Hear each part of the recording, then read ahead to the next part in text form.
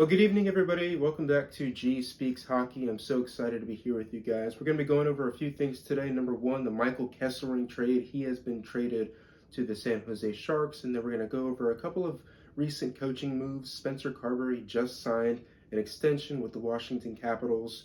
Jim Hiller has been hired as the Maple Leafs head coach. And probably one of the biggest, if not the biggest, coaching story of this offseason. Mike Babcock is officially on the verge of becoming the Oilers' next head coach.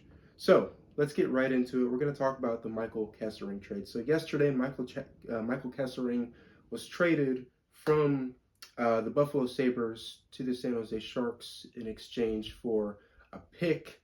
I think this is a great trade for the San Jose Sharks. Michael Kesselring really wanted to play in San Jose. I heard that off of a podcast recently. He wants to play in San Jose. He is a top 4 D-man, and I think this gives him an opportunity to become potentially their number 1 defenseman. I'm not so sure that he is that guy for them. He is young. He did log a lot of minutes when he was on Utah and when he was on Arizona, and he does have a little bit of offense in his game. I'm not totally sure that I'm comfortable saying that he is their number 1 guy back there that they can rely on from the blue line, their number 1 quarterback on the power play, their horse back there. He's a big dude. He's 6'5". However, next season is the opportunity for him to prove that he is that kind of guy. So we'll see. But regardless, I think this is great. I think the San Jose Sharks need a bolstering to their blue line. They had Orlov in there. They had Klingberg last year. In my opinion, I think Orlov had the worst season that he's had in his entire career. Just wasn't very good for him. -28.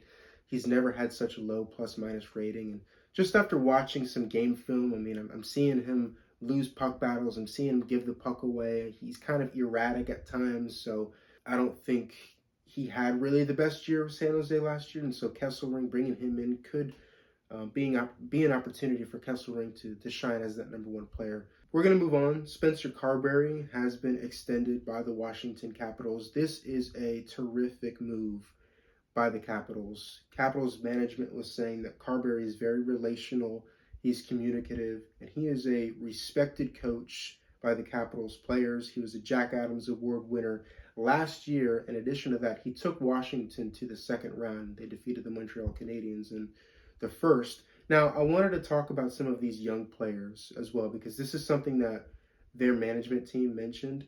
Some of their young players have seriously developed under Carbery's leadership. I'm talking about Ryan Leonard, Justin Sordiff, Martin Ferravari. These guys have all developed well under him, and I hope that Cole Hudson is next. He had a great short tenure with the Capitals last year, coming in late, and so he has a bright future ahead of him. I watched him play for Team USA in the Junior World Championships. He was a phenomenal defenseman, and I'm hoping that he can develop well under Carbery, especially considering that they lost John Carlson. That's going to be something that the Caps are going to have to navigate next year. But this is a great move by the Capitals. He's a very successful coach. This will be either his 3rd or 4th year with the Washington Capitals, and given how this personnel looks, I do think the Capitals could be a playoff team next year. Their blue line and their defense looked good. I think they do need a little bit of bolstering on their offense, but this Capitals team does have the potential and the prowess to make the playoffs next year. Moving on to Jim Hiller.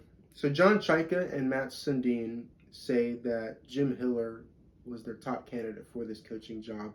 These are the new general managers for the Leafs. They're bringing in a new guy, which is to be expected. If you're a new general manager coming in, you're going to bring in a new head coach.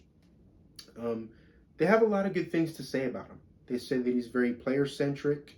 He can develop young players really well. I really hope to see that with Gavin McKenna, given that Gavin McKenna reportedly has been told by the Maple Leafs that he's going to get drafted number 1. So good stuff being spoken about Jim Hiller in that regard. I also did some stat gathering, and he was a very good defensive coach for the Los Angeles Kings. I have here that he had the lowest goals against average and the lowest 5-on-5 goals allowed in the league under the 3 seasons that he was coach for the LA Kings. So he has proved that he is a really good defensive coach, which is what the Toronto Maple Leafs need next year, given that they were one of the worst defensive teams in the East, in fact, in the entire league this past year. So, and another thing I'll add too is those defensive numbers for the Kings, they were low when they didn't even have Gavrikov in the lineup, which Gavrikov is a really, really good stay-at-home defenseman. He played with the Rangers this past year. But this is their guy that they're hiring, and I'm sure that Leafs fans are a little mixed on it. He does have some experience coaching some of those core guys like Nylander, Matthews, Tavares, because he was the assistant under Babcock a couple of years ago. But I do think, given the information that I've received online and given the stuff that has been spoken about him by Chaika and Sundin, I think this guy is a worthy candidate. And he has a chance to prove that he can be a long-standing coach for the Toronto Maple Leafs. So we're going to see what happens with that. And then lastly, to cap off this video, Mike Babcock. Mike Babcock is about to become the Oilers' head coach. I saw a notification this morning saying that the PA has cleared him. They were doing a little investigation because if you remember a few years ago, the Blue Jackets almost hired him, and then there was a whole thing going on with him going through players' phones, and spitting chiclets brought a lot of attention to it, and so he eventually resigned. Apparently they've cleared him now, and he is inches away from becoming the Oilers' head coach. Reportedly, the players for the Edmonton Oilers, they met with him, and they said that this was the guy that they needed to be their coach. This was the guy that was going to turn them around.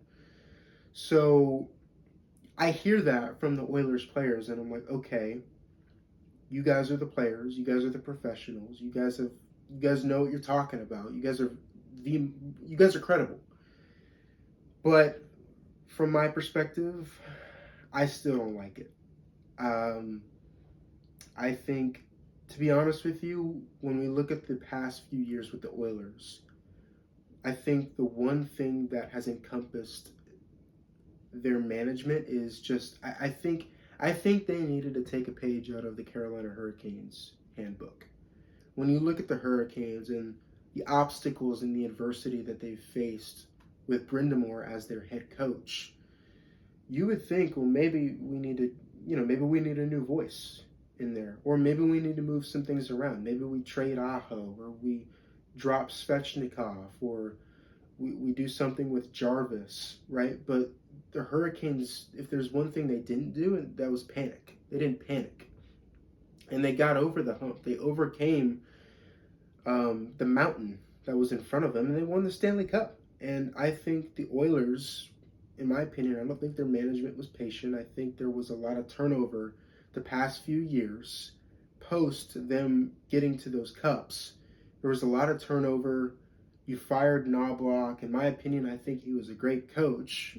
When you brought him in, Oilers were one of the league's worst, and now you're going to get rid of him. I didn't like that move.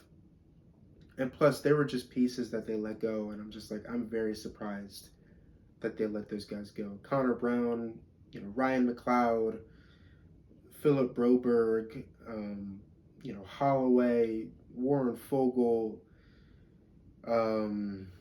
Matthias Janmark. These were players that they let go, and I'm like, man. But supposedly, the Oilers players think that he's the guy for the job. And so we're going to see what happens. But, Babcock didn't really do anything when he was in Toronto. I don't think he's going to do much with Edmonton. If they make it deep into the playoffs and I stand corrected, then okay, I will swallow my words. But as far as it goes from where I'm concerned, I don't have much confidence in Mike Babcock, personally. Well, that's going to do it for this video. Thank you guys so much for watching here on G Speaks Hockey. If you want more hockey content like this, feel free to hit that subscribe button. It really does mean a lot to me. I would appreciate the support. I appreciate a like. Leave a comment down below. Let me know your thoughts. Guys, thank you so much for watching. Have a great rest of your day.